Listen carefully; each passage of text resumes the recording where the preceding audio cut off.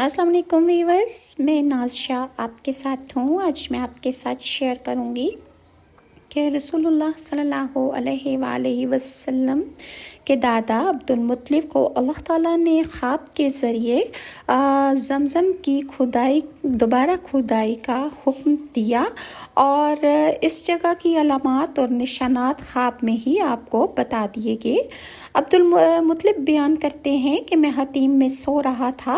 ख्वाब में एक फ़रिश्ते मेरे पास आया और उसने मुझसे कहा कि बर्रा खोदो। मैंने पूछा कि बर्रा क्या है, तो वो शख्स चला गया। अगले रोज़ मैं फिर उसी जगह सोया।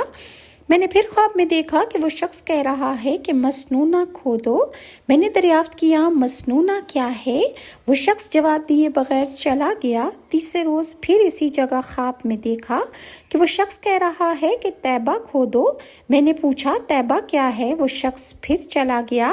चौथे रोज़ फिर मुझे उसी जगह वही शख्स या वो फरिश्ता ख्वाब में नज़र आया और उसने मुझसे कहा कि ज़मज़म खोदो। मैंने कहा ज़मज़म क्या है।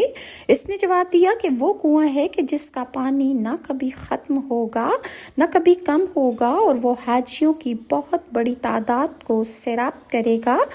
फिर इसी जगह के उसने कुछ निशानात और अलामात बताई। उसने कहा कि वहाँ चींटियों का एक बिल होगा और वो गोबर खून के दरमियान में है, जहाँ सफ़ेद परों वाला एक कौवा चोंच मार रहा होगा। ये जगह दो बुतों असाफ और नाइला के दरमियान में थी, जहाँ कुरैश अपने जानवरों को ज़िबा किया करते थे और अपने चढ़ावे चढ़ाते थे बुतों पर। इसी तरह बार बार देखने और अलामात उजागर होने से अब्दुल मुत्तलिब को यकीन हो गया कि ये ख्वाब सच्चा है। ये वाक़या रसूलुल्लाह के वालिद जनाब अब्दुल्लाह की पैदाइश से पहले का है। अब्दुल मुत्तलिब ने कुरैश को अपना ख्वाब सुनाया और कहा कि मेरा इरादा है कि इस जगह को खोदने का। कुरैश ने मुखालफत की, मगर अब्दुल मुत्तलिब ने मुखालफत की कोई परवाह न की। वो अपने बेटे हारिस, उस वक्त आपका एक ही बेटा था, उनको साथ लेकर उस जगह पहुंच गए और बताए गए निशानात के मुताबिक वो जगह आपने तलाश कर ली और कुदाल लेकर उसकी खुदाई शुरू कर दी। और अब्दुल मुत्तलिब ने अपने बेटे से कहा कि मैं खुदाई करता हूँ और तुम इन कुरैश को रोको। और आप ज़मज़म की खुदाई करते जाते थे और हारिस बिन अब्दुल मुत्तलिब मिट्टी उठा उठा कर फेंकते जाते थे। जब बाप और बेटा कुआं खोद रहे थे तो इस मौका पर जब कुरैश ने इनका मजाक उड़ाया तो अब्दुल मुत्तलिब ने नज़र मानी कि अल्लाह ताला अगर उन्हें 10 बेटे अता करे तो वो उनमें से एक बेटे को वो बेटे इनके लिए कुव्वत का ज़रिया बने और दुश्मन से के मुकाबले के लिए ताकत का वो सामान बनेंगे। तो वो अपने 10 बेटों में से एक बेटे को काबा के पास ज़बह कर देंगे। और इसके बाद खुदाई जब वो कर रहे थे तो कुछ उन्हें ज़मज़म के आसार नज़र आने लगे। तो अब्दुल मुत्तलिब ने खुशी से नारा लगाया कि ये तो इस्माइल का कुआं है। जब कुरैश को पता चला कि अब्दुल मुत्तलिब अपने मकसद में कामयाब हो गए हैं तो वो सब मिलकर आए और कहने लगे, ऐ अब्दुल मुत्तलिब, ये कुआं हमारे बाप इस्माइल का है, इस पर हमारा भी हक है, इसलिए इसके तमाम हकूक़ हमें और भी इसमें शिरकत का तुम मौका दोगे। और ये आपने फरमाया ऐसा हरगिज़ नहीं होगा, ये फजीलत मेरे लिए ही ख़ास कर दी गई है और अल्लाह ताला ने मुझे ख्वाब में इसकी निशानदही फरमाई थी, इसलिए ये सादत मेरे हिस्से में आई है, तुम्हारा इसमें कोई हिस्सा नहीं। लेकिन कुरैश अपने दावे पर इसरार करते रहे। आखिरकार ये तय पाया कि इस झगड़े का फ़ैसला बनु साद की एक काहिना से कराया जाएगा। ये औरत शाम की सरहद के पास रहती थी। अब्दुल मुत्तलिब और कुरैश के चंद दीगर इफराद काहिना की तरफ रवाना हुए। जब ये काफिला शाम और हिजाज के दरमियान में पहुंचा तो इनके पानी का ज़ख़ीरा ख़त्म हो गया।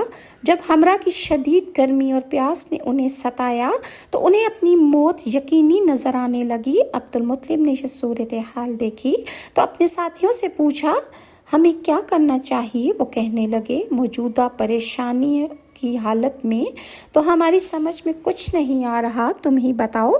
अब्दुल मुत्तलिब कहने लगे कि हमें बाकी मांदा तवानाई जमा करके अपने अपने قبریں کھود لینی چاہیے تاکہ ہم میں سے جو شخص فوت ہوتا جائے اسے اس کے ساتھی مل کر یہیں دفن کر دیں، یہاں تک کہ آخر میں جو شخص بچ جائے وہ دفن ہونے سے رہ بھی جائے تو کوئی حرج نہیں ہے۔ سب کے ضائع ہونے سے بہتر یہی ہے کہ کوئی ایک ضائع ہو جائے۔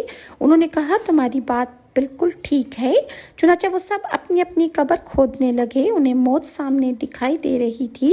اس کے بعد عبد المطلب نے ان سے کہا کہ اس طرح بیٹھ کر موت کا انتظار کرنے سے بہتر ہے کہ ہم پانی کی تلاش جاری رکھیں، ہو سکتا ہے کہ اللہ تعالیٰ پانی کی طرف ہماری رہنمائی فرما دے۔ وہ اس ارادے سے اپنی سواریوں کی طرف بڑھے۔ جب عبد المطلب نے اپنے اونٹ کو اٹھایا تو اس کے پاؤں کے نیچے سے میٹھے پانی کا چشمہ اللہ تعالیٰ نے جاری کر دیا۔ یہ دیکھ کر سب نے بلند آواز سے اللہ اکبر کہا۔ انہوں نے خود بھی پانی پیا، اپنی سواریوں کو بھی پلایا اور اپنے مشکی سے بھی بھر لیے۔ پھر وہ سب کہنے لگے، اے عبد المطلب، ہمارے اور تمہارے درمیان میں فیصلہ ہو گیا ہے، اب ہمیں اس کاہنہ کے پاس جانے کی ضرورت نہیں ہے۔ ہم تم سے زمزم کے بارے میں بھی نہیں جھگڑیں گے، اب زمزم بھی تمہارا ہی حق ہے۔ ابن حشام کے مطابق زمزم کی کھدائی کے وقت سونے کے 2 ہرن اور کچھ تلواریں اور زرہیں بھی ملی۔ یہ دیکھ کر قریش نے کہا کہ اے عبد المطلب، ان چیزوں پر ہمارا بھی حق ہے۔ عبد المطلب نے ان چیزوں میں ان کا حق تسلیم کرنے سے انکار کر دیا اور آپ نے فرمایا کہ اگر تم حصہ لینے پر ضد کرو گے تو آؤ فال کے تیر نکلوائیں، جس کا تیر نکل آئے وہ حقدار ہوگا اور جس کا نہ نکلے وہ محروم تصور کیا جائے گا۔ انہوں نے پوچھا یہ فال گیری کیسے ہوگی؟ عبد المطلب نے کہا 2 تیر کعبہ کے، 2 میرے اور 2 تمہارے لیے ہوں گے۔ جس کے تیر جس چیز پر نکل آئیں وہ چیز اسے ہی مل جائے گی اور جس کے نہ نکلے وہ اس سے محروم رہے گا۔ سب نے کہا کہ یہ ٹھیک ہے اور یہ بڑی انصاف کی بات ہے۔ اس پر عبد المطلب نے 2 زرد تیر کعبہ کے لیے اور 2 سیاہ تیر اپنے لیے اور 2 سفید تیر قریش کے لیے تیار کیے۔ پھر سب سے بڑے بت حبل کے پاس جا کر وہ تیر پانسادار کے حوالے کیے اور خود عبد المطلب کھڑے ہو کر دعا کرنے لگے۔ پانسادار نے فال نکالی تو کعبہ کے 2 زرد تیر ہرنوں کے نام نکلے جو سونے کی تھیں اور عبد المطلب کے 2 سیاہ تیر تلواروں اور زروں کے لیے نکل آئے، مگر قریش کے تیر ناکام ہو گئے۔ عبد المطلب نے ان تلواروں سے بیت اللہ کا دروازہ بنا دیا اور سونے کے جو 2 ہرن تھے جو کعبے کے حصے میں آئے تھے انہیں پگھلا کر کعبے کا دروازہ سونے کا بنا دیا گیا۔ یہ پہلا موقع تھا کہ کعبے کا دروازہ سونے سے مزین کیا گیا۔ عبد المطلب نے زمزم کو سب لوگوں کے لیے وقف کر دیا۔ حضرت عبد المطلب نے کعبہ کی کھدائی کے وقت دعا مانگی تھی کہ اللہ انہیں 10 بیٹے عطا کرے تو ایک میں سے وہ اللہ کی راہ میں قربان کر دے گا، تو اللہ تعالیٰ نے انہیں 10 بیٹوں کی نعمت سے نوازا تھا۔ مورخین نے لکھا ہے کہ ان بیٹوں میں سے حضرت عبداللہ کی تربیت عالم غیب سے اس طرح ہوتی کہ ایک دن آپ نے اپنے والد ماجد حضرت عبد المطلب سے عرض کیا کہ جب کبھی میں بطحائے مکہ اور کوہ بصیرہ کی طرف جاتا ہوں تو میری پشت سے نور چمکتا دمکتا ظاہر ہوتا ہے اور وہ 2 حصوں میں تقسیم ہو کر مشرق اور مغرب کی طرف چلا جاتا ہے، پھر جمع ہو کر ابر کی شکل اختیار کر کے میرے اوپر سایہ فگن ہو جاتا ہے۔ پھر میں دیکھتا ہوں کہ آسمان کے دروازے کھلتے ہیں اور یہ ابر پارا مدور شکل اختیار کر کے آسمان کی طرف چلا جاتا ہے اور پھر فوراً واپس آ جاتا ہے اور میری پشت میں واپس چلا جاتا ہے۔ میں جب زمین پر بیٹھتا ہوں تو زمین سے آواز آتی ہے کہ اے وہ شخص کہ جس کی پشت میں نور محمدی صلی اللہ علیہ وآلہ وسلم امانت ہے، آپ پر سلامتی ہو۔ حضرت عبداللہ نے مزید فرمایا کہ اکثر ایسا ہوا ہے کہ میں ایک خشک درخت کے نیچے بیٹھا ہوں تو وہ سرسبز و شاداب ہو گیا اور اس درخت نے مجھ پر سلام بھیجا۔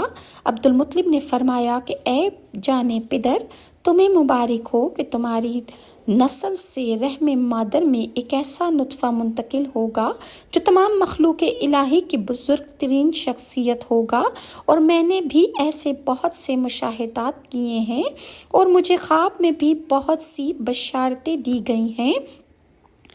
اور ابن اسحاق سے مروی ہے کہ حضرت عبدالمطلب نے زمزم کے کھودنے کے وقت جب قریش کی جانب سے رکاوٹیں دیکھیں تو منت مانی تھی کہ اگر انہیں 10 لڑکے ہوں گے تو وہ سن بلوغت کو جب پہنچ کر قریش کے مقابلے میں ان کی حفاظت کریں گے تو عبدالمطلب ان میں سے ایک لڑکے کو کعبۃ اللہ کے پاس اللہ تعالیٰ کی خوشنودی کے لیے ذبح کر ڈالیں گے۔ جب انہیں پورے 10 لڑکے پیدا ہو گئے اور انہیں یہ معلوم ہو گیا کہ وہ ان کی حفاظت کریں گے تو حضرت عبدالمطلب کو دوبارہ اللہ تعالیٰ نے خواب کے ذریعے یاد دہانی کرائی کہ انہوں نے جو نظر مانی تھی اس کو پورا کرنے کا وقت آ گیا ہے، چنانچہ انہیں اپنے 10 بیٹوں میں سے ایک بیٹے کی قربانی کر دینی چاہیے۔